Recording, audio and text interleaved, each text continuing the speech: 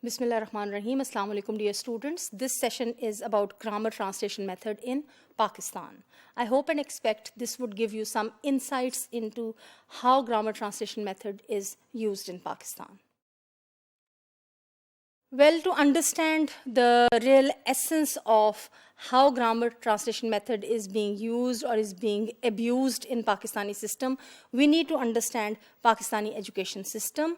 Pakistani education system is a conservative, traditional, typical education system that is more inclined towards the conservative language teaching and learning practices. As far as the medium of instruction in Pakistan is concerned, it's a very, very complicated situation where in the public sector schools, most of the times from grade 6th onwards, students are for the first time introduced to English language as a subject. That is again as a subject. And they study all other subjects still in Urdu language.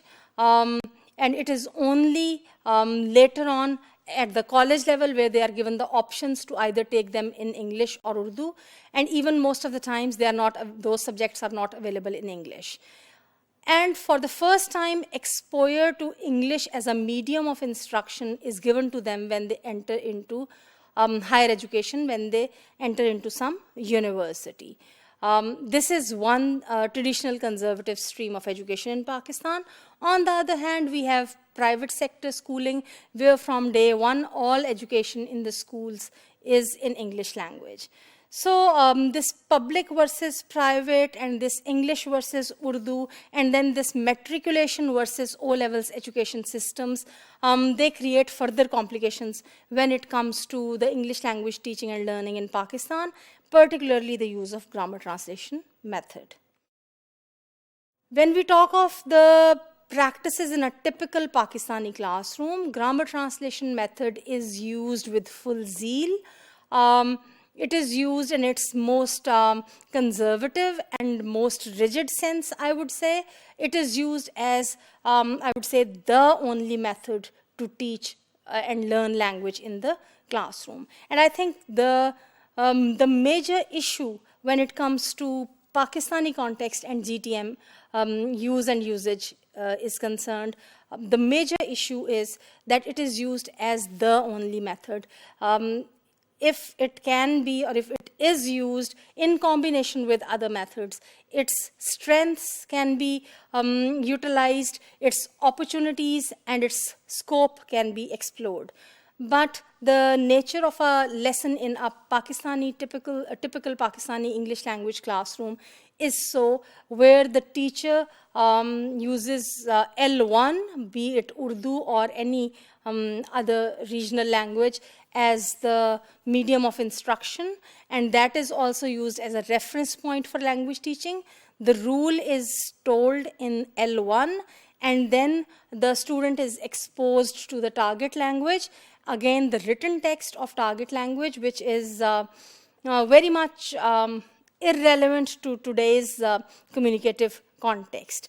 The role of the teacher, when it comes to the role of the teacher in Pakistani context in GTM, the role of the teacher is to more like announce the rule, to announce the rule for the student, and to give its equivalent of the structure in the target language. So the role of the teacher is just to demonstrate the presence of the structure in both the languages.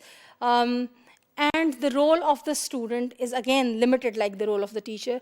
The role of the student is just to memorize or to cram that particular rule. Since Pakistani examination system is writing oriented, accuracy of grammar, correct use and usage of grammatical structures, accuracy of spellings, accuracy of sentence structure, etc. These are the things that are focused while checking the examination papers.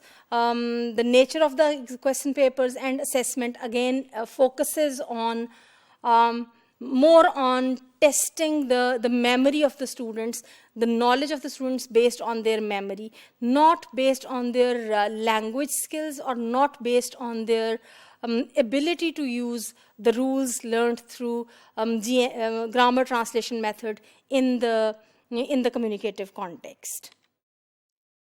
What are the consequent problems in Pakistan? The consequent problems that are faced by Pakistani students are that they lack confidence when it comes to speak in English language. Their spoken skills are poor, they lack communicative competence, and how can that happen?